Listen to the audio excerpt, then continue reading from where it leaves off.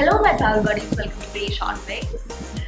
Today you are going to watch my top 5 list of places to visit in Bali. Before getting started, I want to tell you something.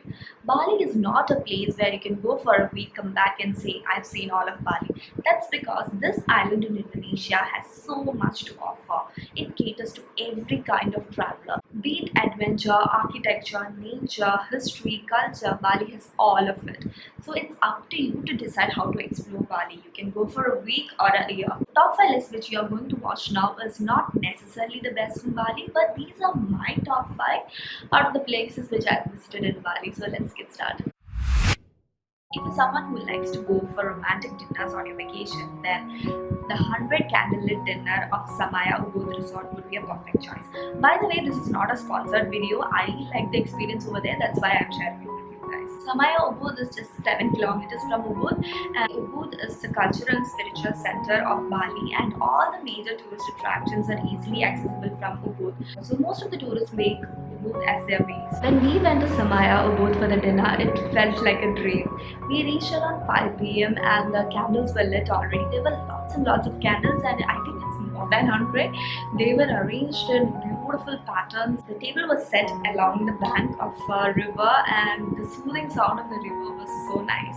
Samaya Ubud has only 4 tables with this kind of amazing setup. So if you want to reserve your table, you need to book in advance. This can be done online.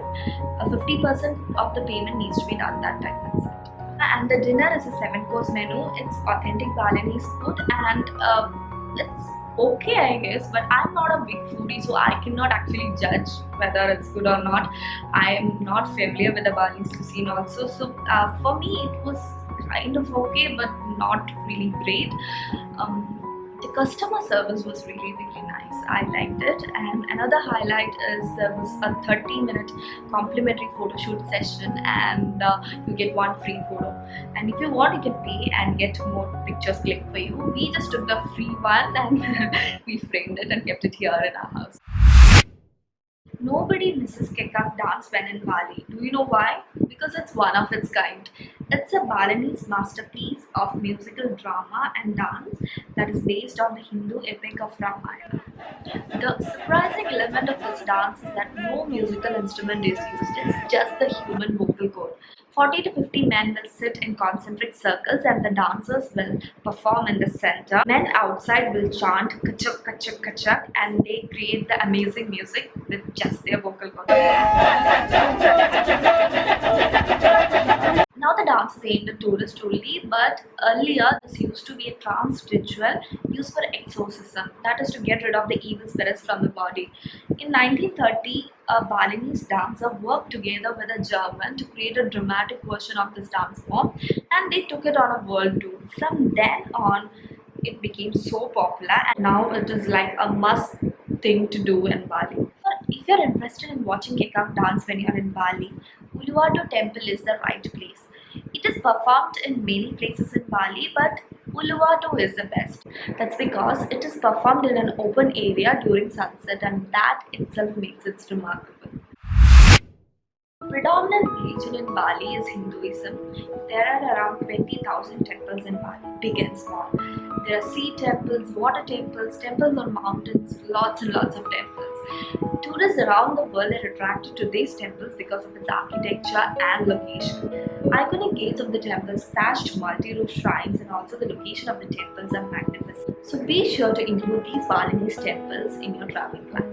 We had visited 3 temples in Bali. The first one was Uluwatu Temple. As I had told earlier, this temple is famous for the Kekak dance show.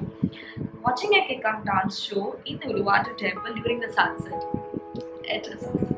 Another temple we visited was the Ullandanu Temple, which is located on the banks of Lake Brathan. Lake Brathan was once listed as one of the most beautiful lakes in the entire world by Huffington Post. So guys, a beautiful temple complex on the banks of a beautiful lake. What else you need? Last temple we visited in Bali was the Tanalot Temple, and this is famous for its sunset views. Unfortunately, that day was a cloudy day and we missed it. Our tour guide Puttu had asked us whether we actually wanted to go there because he knew that the weather is not going to get any better, but we insisted. We thought we'll just go and see at least the temple. We went there and the trip to Tanalot was a little disappointing for me that time. But now I realize things like this will happen when we travel. Now I feel that many more sunrises and sunsets around the world are awaiting each one of us, so it's okay. There are few things you need to keep in mind when you're visiting the Balinese temples. You need to be respectful about their culture and tradition. Also, you need to dress modestly, covering your shoulders and ankles. If not, you can get a sarong, which is a long piece of cloth that will be given at the temple entrances. Another thing is you cannot enter the sanctum of the temple where the actual worship is done because it is meant for prayer and not for tourists. But you can get the tickets, enter the outdoor premises and enjoy the beauty of the temple. And guys, a detailed video regarding the temples of Bali is coming up soon. Stay subscribed, turn on the notifications so that you won't miss out that video. All of us love waterfalls and Bali is blessed with lots of them.